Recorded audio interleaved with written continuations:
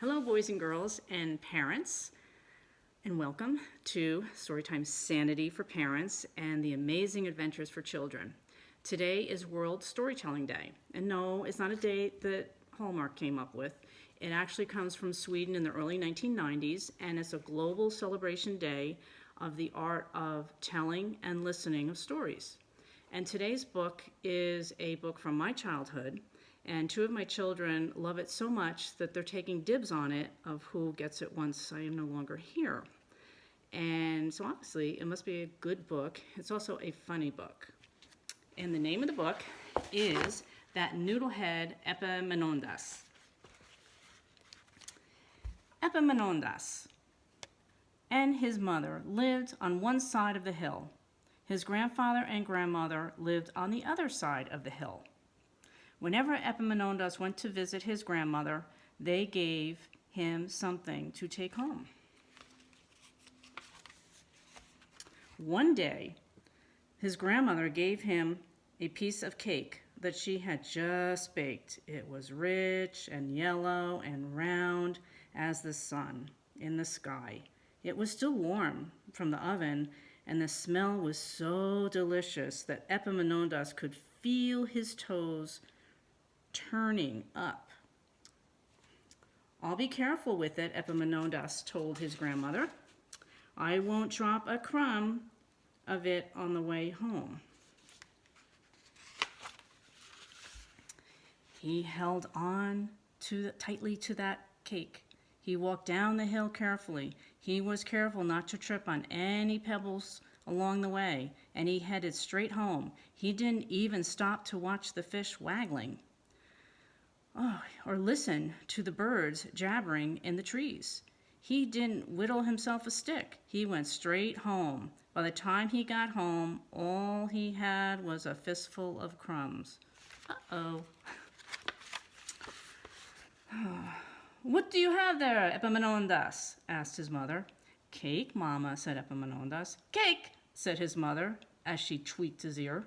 "Epaminondas, sometimes I think you haven't got the sense you were born with. That's not the way to carry the cake. The way to carry the cake is to wrap it all up in the leaves and put it in your hat, and then you put your hat on your head and come along home. Now, will you remember that?"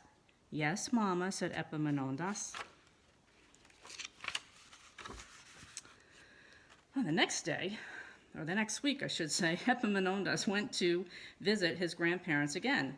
This time, they gave him a pound of fresh butter to take home. It had just been churned, and it was cool and pale as moonlight, and there were drops of moisture on it that sparkled like dew.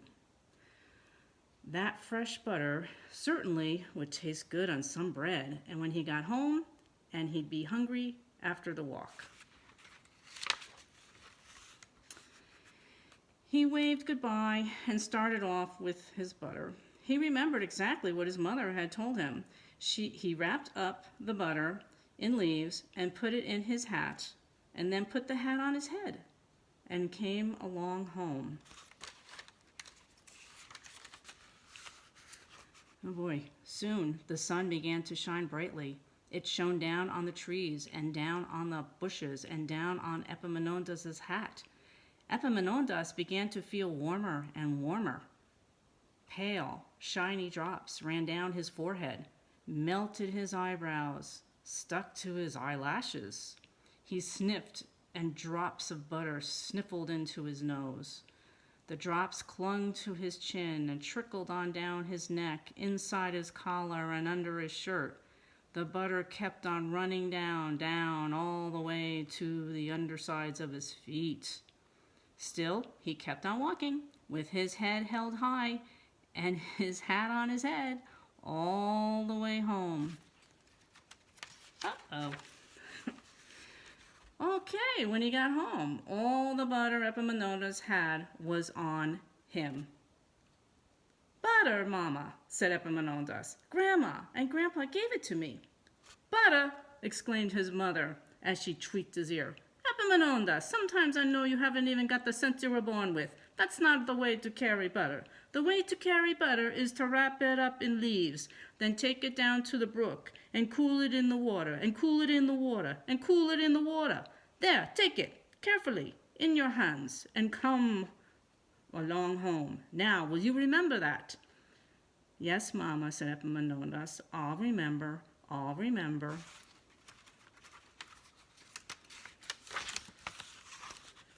After a while, Epaminondas went to visit his grandparents again, and they gave him a frisky little puppy to take home. The puppy dog yipped and yapped and flipped its stubby tail and flapped its floppy ears. Epaminondas hugged the puppy dog close to him while he gathered some leaves.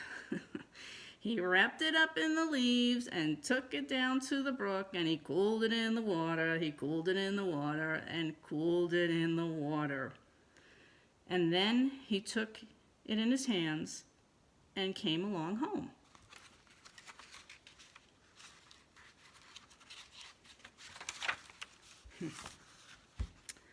His mother looked at him and said, "Epaminondas, what do you have there?" "It's a frisky little puppy dog," Epaminondas answered. "Only it's not frisky anymore. I don't know why. I carried it home carefully, just the way you told me to." The puppy dog was whimpering and shaking. "Here," said his mother, "give it to here." She rubbed the puppy dog dry and then tweaked his ears. The puppy gave a yip and a yap and began to wag its stubby little tail. Now his mother shook her head.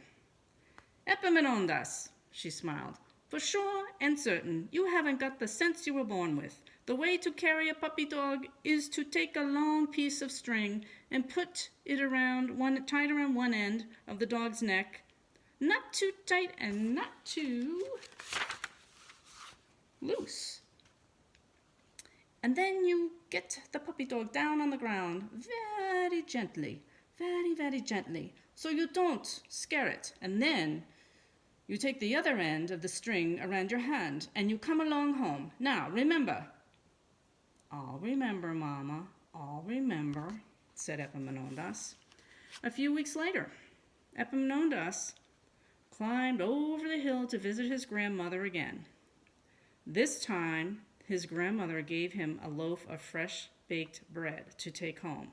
It was beautiful and brown and crusty. Epaminondas waved goodbye and then took a long piece of string from his pocket. He tied one end around the bread, not too tight and not too loose. Then he set the loaf of bread down on the ground very gently, very, very gently. And he tied the other end of the string around his hand and walked on home. When his mother saw him, she took one look at the dusty thing on the end of the string and she let out a little scream. "Epaminondas, what is that old thing you were dragging in here?" "Fresh baked bread, Mama," said Epaminondas. "Grandma sent it to us." "Bread?" said the mother. "Epaminondas, you don't have the sense you were born with. Now, I am not going to tell you any more ways to carry things home from Grandma and Grandpa. I'm going to see them myself. I'll be back soon, and you be good and careful while I'm gone. Do you hear?" "I hear, Mama," said Epaminondas. "Watch out when you go outside to play," his mother said. "I've got 6 mince pies cooling on the doorstep, and you be careful how you step on those pies." Oh, then Epaminondas' mother filled a basket with good things to eat and went away to see his grandmother and grandfather. Well, the 6 mince pies sat cooling in a row on the doorstep. As soon as his mother left, Epaminondas went out on the porch, and he was good and careful. He stepped right in the middle of each one.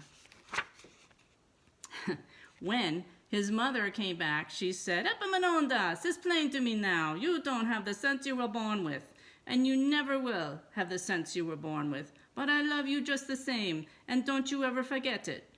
"Don't worry, Mama," said Epaminondas. "I won't forget." And he never did. So, I mentioned in my post that these are like only 5 minutes long or so. Well, this one seemed to be 10.